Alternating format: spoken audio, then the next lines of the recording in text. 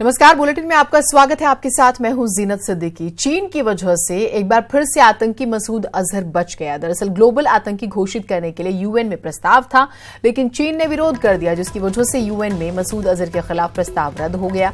चीन के कदम से भारत समेत फ्रांस, अमेरिका, ब्रिटेन की कोशिशों को झटका लगा है, तो जिसकी लगभग संभावना जताई जा रही थी, क्योंकि इस बार जिस तरीके से पुलवामा के बाद और एयर स्ट्राइक होती है और भारत ये बात जो है स्पष्ट तरीके से रख पाता है और चारों तरफ से दबाव होता है कि जो है कोशिश जो हुई वो डिफेंस में हुई खास तौर से, और उसके बाद आतंकी मसूद अजहर पे गाज गिरनी थी और ये दबाव था अन्य मुल्कों का भी। लेकिन जो संभावना थी कि चाइना ऐसा करेगा, उसने ऐसा ही किया है और फिलहाल वैश्विक आतंकी बनने से जो है उसने मसूद अजहर को रोक लिया है।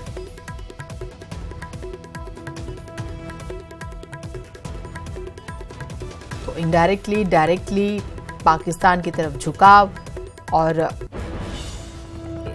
कई मायने निकाले जा सकते हैं इसके।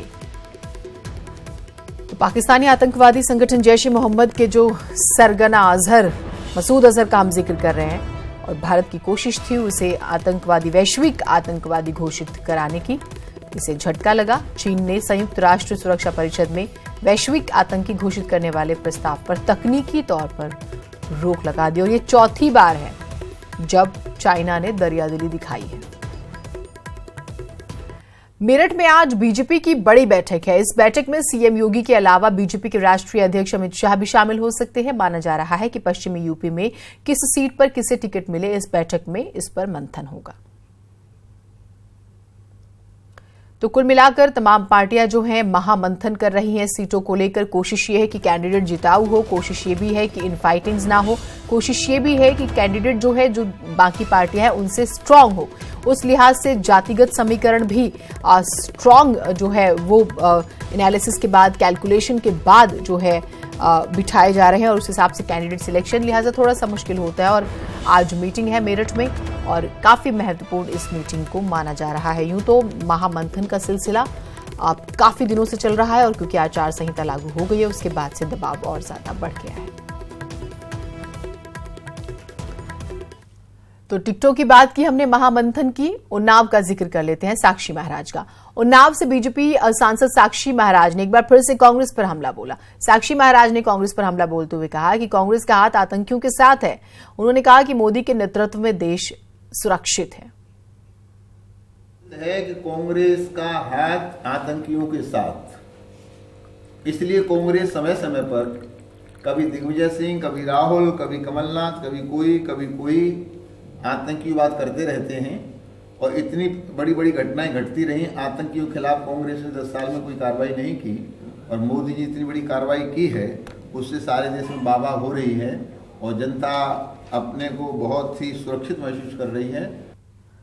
कांग्रेस ने बुधवार को यूपी के लिए 16 और उम्मीदवारों की दूसरी लिस्ट जारी कर दी। यूपी प्रदेश अध्यक्ष राज बब्बर को मुरादाबाद से टिकट मिला है, सावित्री बाई को बहराइच से, मिर्जापुर से ललितेश त्रिपाठी को टिकट मिला है, साथ ही मिर्जापुर से ललितेश त्रिपाठी को, जैसे हमने जिक्र किया, टिकट मिला है। सुल्तानपुर से संजय सिंह को जो है जिम्मेदारी मिली है। कांग्रेस ने दूसरी लिस्ट जो है वो जारी की है, जिसका हम आपको जानकारी दे रहे हैं।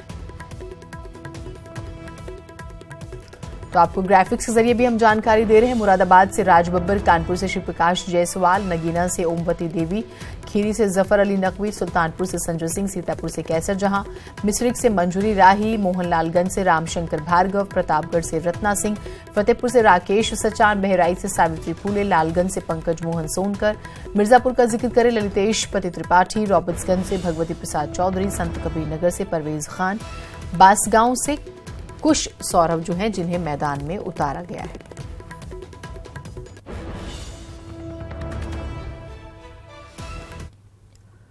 कांग्रेस महासचिव प्रियंका गांधी को प्रयागराज की फूलपुर सीट से लोकसभा का चुनाव लड़ाने की मांग लगातार तेज होती जा रही है। पार्टी के मंडल प्रभारी नसीमुद्दीन सिद्दीकी जब कार्यकर्ताओं की नब्ज टटोलने प्रयागराज पहुंचे तो उनके सामने भी ज्यादातर स्थानीय नेताओं ने प्रियंका को ही फूलपुर से चुनाव लड़ाने की मांग की है। जिला कहें या फूलपुर पार्लियामेंट कहें, के सारे नागरिकों को हम धन्यवाद देते हैं कि उन्होंने हमारी नेता जिनको लोग देखने के लिए तरसते हैं और ये कहते हैं कि स्वर्गीय इंदिरा जी की छाया है वो, तो उस छाया के लिए जो दावतनामा पेश किया यहाँ के लोगों ने, तो हम संभवतः परसों दिल्ली में होंगे, तो हम यहाँ के लोगों का संदेशा अपनी भी सिफारिश के साथ उन तक जरूर पहुँचाएंगे। प्रयागराज से बड़ी खबर आ रही है सूत्रों के हवाले से। प्रियंका गांधी वाड्रा 17 मार्च को आ सकती हैं प्रयागराज। युवाओं से सांसद कर सकती हैं, संवाद कर सकती हैं प्रियंका गांधी। स्वराज भवन में रुकने का कार्यक्रम है। 18 मार्च को गंगा नदी में जल मार्ग से जा सकती हैं वाराणसी। तो युवाओं से संवाद कार्यक्रम में वो जो है शिरकत कर सकती है, ये संभावनाएं हैं। साथ ही 18 मार्च को गंगा नदी का हमने जिक्र किया, जल मार्ग से वो वाराणसी जा सकती है।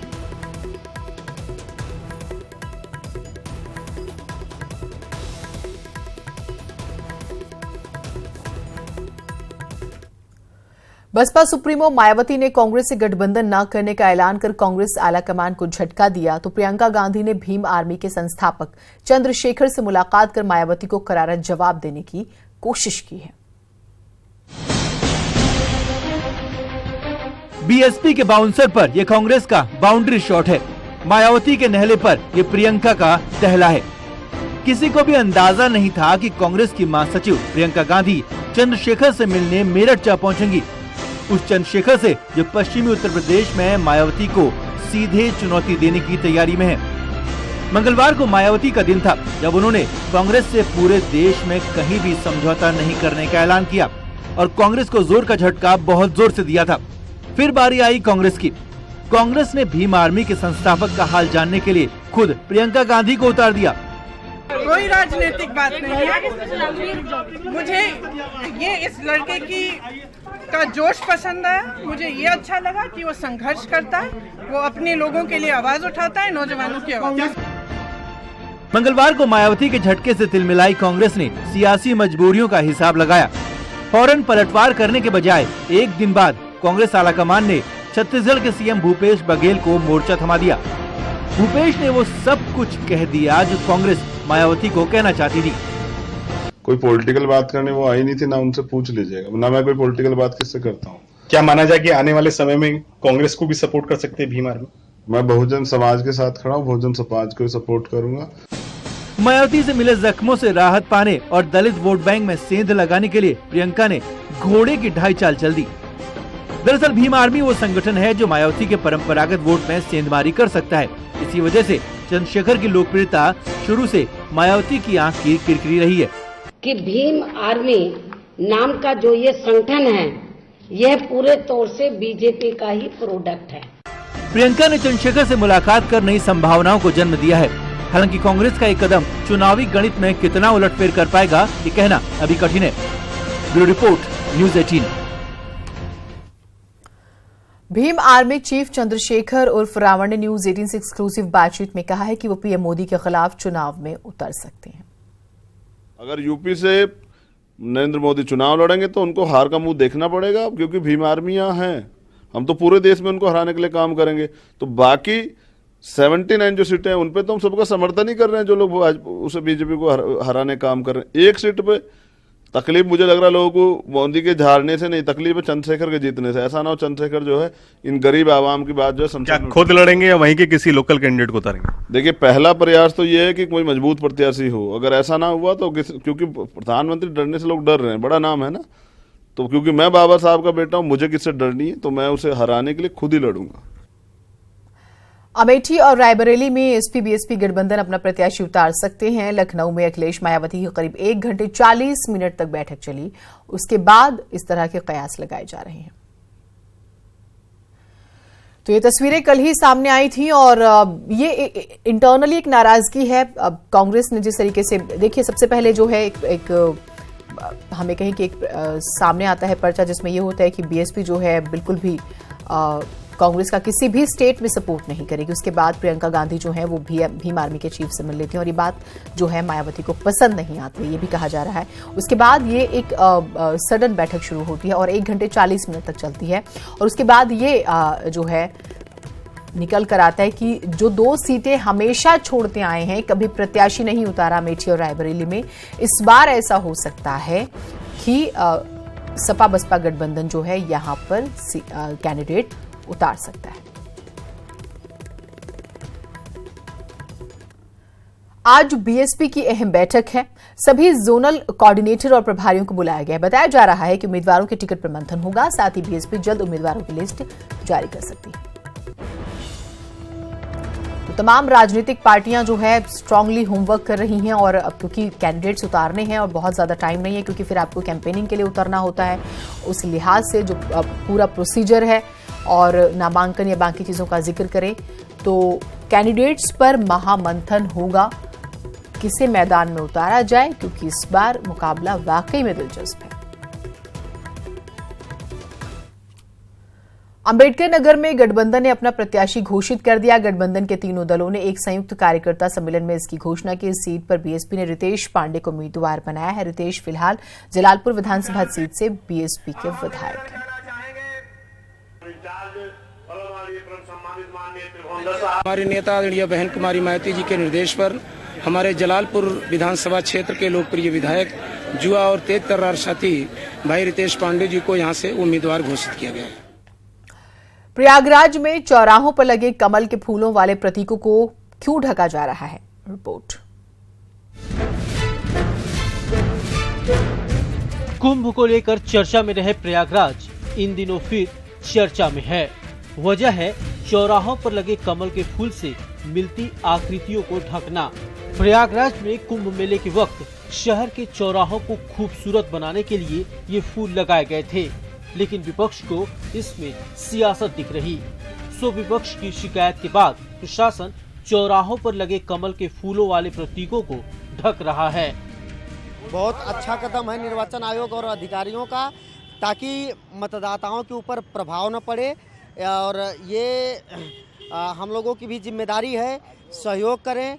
जो भी पोस्टर, बैनर और चुनाव निशान के होर्डिंग बनाए गए हैं, ये सब प्रशासन और निर्वाचन आयोग का बहुत अच्छा काम है। प्रशासन ढक रहा है, लेकिन हम लोग ये बात जनता तक जरूर पहुंचाएंगे। जनता में हम लोग ये बात उठाएंगे कि जिस तरह इन लोगों ने जनता के पैसे का दुरुपयोग किया है। वहीं अफसरों का कहना है कि चुनाव आयोग द्वारा निर्धारित आदर्श आचार संहिता के नियमों का पालन करने के तहत ये सारी कार्रवाई की जा रही है। आप अवगत हैं कि माननीय भारत निर्वाचन आयोग के द्वारा लोकसभा निर्वाचन की घोषणा कर दी गई है। घोषणा के उपरांत तत्काल ही आदर्श आचार संहिता प्रभावी हो गई है। आदर्श आचार संहिता प्रभावी होने का मुख्य उद्देश्य इतना है कि जो भी नियम, कायदे, कानून है उनका तत्काल पालन कराना शुरू कर दिया जाए। इसके अतिरिक्त और भी जो निर्देश भारतीय निर्वाचन आयोग के निर्देश हैं उसका पालन कराया जा रहा है। और ये भी आप देख रहे होंगे कि पूरे शहर में लगभग 2500 टीमें काम कर रही हैं और जो भी राजनीतिक पार्टियों से या प्रत्याशियों के संबंधित पोस्टर, बैनर, फ्लैक्स, होर्डिंग या ऐसे कोई भी चीज़ें जो आदर्श आचार संहिता को प्रभावित करती हो, तत्काल प्रभाव से उसको हटाया जा रहा है। प्रयागराज में निर्वाचन आयोग की सख्ती का असर साफ तौर पर दिख रहा है। कुंभ के दौरान कई चौराहों का सौंदर्यीकरण किया गया था और इन चौराहों पर मूर्तियों के साथ ही साथ कई तरह के यहाँ पर प्रतिमाएं या दूसरे चीज़ें लगाई गई थी। इनमें से ही ये जानसेनगंज का चौराहा है, इस पर कमल का फूल लगाया गया था। इसके साथ ही साथ ट्रैफिक चौराहे पर भी कमल का फूल और उसके ऊपर शंख लगाई गई थी। निर्वाचन आयोग के निर्देशों के क्रम में अब इनको पूरी तरह से ढका जा रहा है ताकि किसी भी तरह से निर्वाचन प्रभावित न हो और मतदाताओं पर इसका कोई प्रभाव न पड़े। इस कड़ी में ये कवायद अब यहाँ पर शुरू कर दी गई है। कैमरा पर्सन संजीव मिश्रा के साथ सर्वेश दुबे, न्यूज़ 18 प्रयागराज। रोड नहीं तो वोट नहीं, ठीक सुना आपने। ऐसा ही कुछ आवाजें जो हैं सुनाई दे रही हैं हमीरपुर में, जहां के लोग आजादी के 70 साल बाद भी मूलभूत सुविधाओं से वंचित हैं और अपने वोट को हथियार बनाकर सड़क और स्वास्थ्य सेवाओं की मांग कर रहे हैं।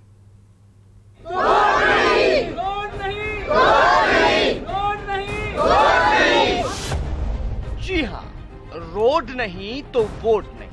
हमीरपुर के वोटर्स ने चुनाव से ठीक पहले कुछ इस तरह से अपनी आवाज बुलंद की। तस्वीरें हमीरपुर के राठ तहसील क्षेत्र के टोला खंगारन गांव की।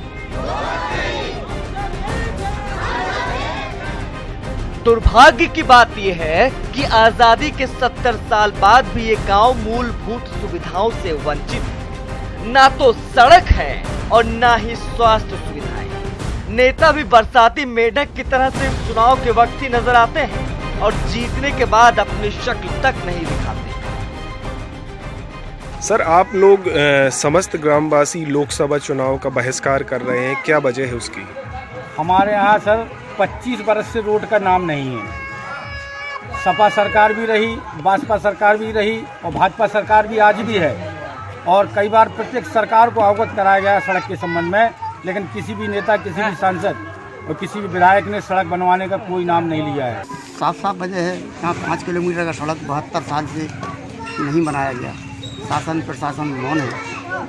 सारे नेता, डीएम, कमिश्नर, किसी का इस ओर ध्यान है ही नहीं। मतलब इस गांव को इस तरह से बना के रखा है सरकारों ने जैसे ये भारत के नक्शे में ही नहीं है। तमाम सरकारें आई और चली गई। इन लोगों ने अपना वोट देकर तमाम सांसद और विधायक बनाए, लेकिन किसी ने इनका ध्यान नहीं दिया और आज भी ये लोग सड़क और स्वास्थ्य जैसी मूलभूत सुविधाओं के लिए संघर्ष करने को मजबूर हैं। खैर, जब भी कोई चुनाव आता है तो बुंदेलखंड के नाम पर राजनीति शुरू हो जाती है। विकास के लिए बड़े बड़े पैकेज दिए जाते हैं, लेकिन ये सब सिर्फ कागजों तक ही सीमित रह जाता है। ऐसे में अब जब लोकसभा चुनाव नजदीक है तो यहाँ की जनता ने भी आर पार की ठान ली। हमीरपुर से न्यूज़ 18 के लिए उमाशंकर मिश्रा की। और अब आई है जनता की बारी, इसलिए अपनी बारी का भरपूर लाभ उठाइए। देश का सबसे बड़ा नेटवर्क यानी न्यूज़ 18 आपसे अपने लोकतांत्रिक हक का इस्तेमाल करने की अपील करता है। लोकतंत्र हमारे पूर्वजों द्वारा दिया गया हमें एक बहुमूल्य उपहार। अब समय आ गया है कि हम इसकी गरिमा को और मजबूत बनाएं। भारत 17वें लोकसभा चुनाव के लिए तैयार है, तो ये समय हमारा है कि हम लोकतंत्र के इस जश्न में शामिल हो जाएं, एकजुट हो जाएं, अटूट बन जाएं, अपने लोकतंत्र की अभूतपूर्व मिसाल का विश्व में प्रदर्शन करें, गौरवान्वित करें अपने देश को। बंदूक की गोली से भी शक्तिशाली है इस वोट की ताकत, तलवार का पराक्रम भी इसके सामने क्षीण है। नेटवर्क 18 प्रस्तुत करता है लोकतंत्र के इस जोश को। बटन दबाओ, देश बनाओ।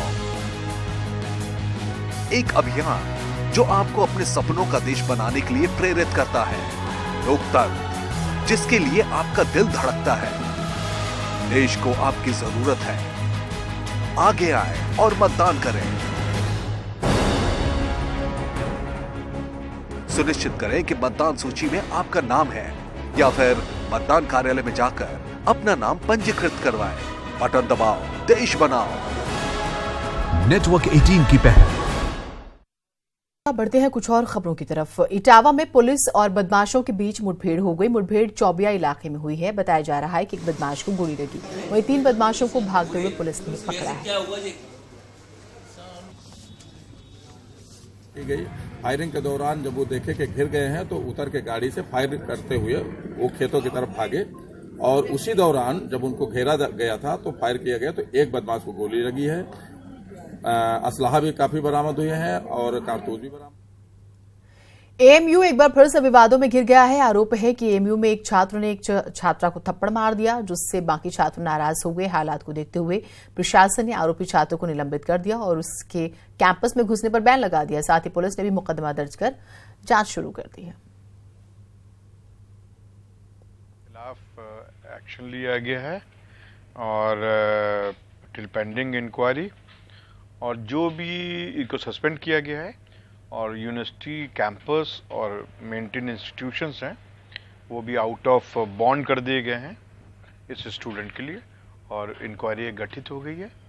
ये एएमयू में एक पीएचडी की छात्रा द्वारा एप्लीकेशन दी गई है एक वहाँ के छात्र के खिलाफ कि उन्होंने उनके साथ बदतमीजी की, और इस संबंध में पुलिस ने मुकदमा दर्ज करने के हमारी तरफ से आदेश कर दिए गए हैं। इसमें जो भी आगे की विधिक कार्रवाई है वो की जा रही है।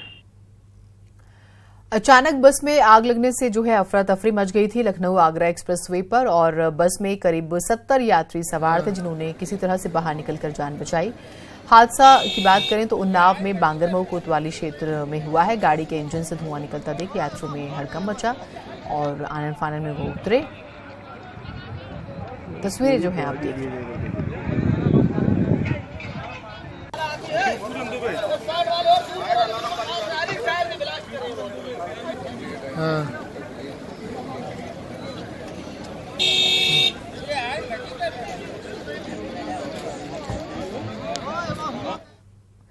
मथुरा के एक निजी अस्पताल में हंगामा हो गया। यहां इलाज करवाने आए लोगों ने अस्पताल प्रबंधन पर उगाही का आरोप लगाया। साथ ही आरोप ये भी है कि डॉक्टर्स की लापरवाही की वजह से महिला और उसके नवजात बच्चे की मौत हो गई, जिसके बाद हंगामा और बढ़ गया।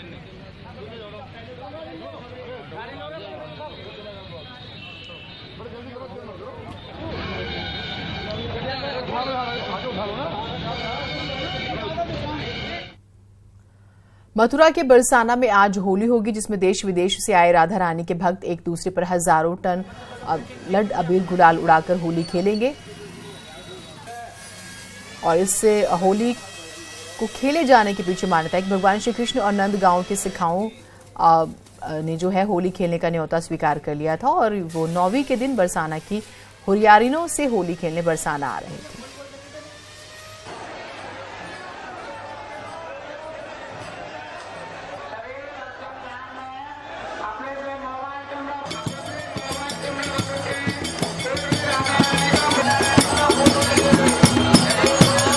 देश विदेश से जो है मथुरा की होली तो वैसे भी अंतर्राष्ट्रीय स्तर पर जो है विख्यात है और इस वजह से ही देश विदेश से लोग जो है यहाँ होली खेलने पहुँचते हैं और अब माहौल जो है वो बनना शुरू हो गया है।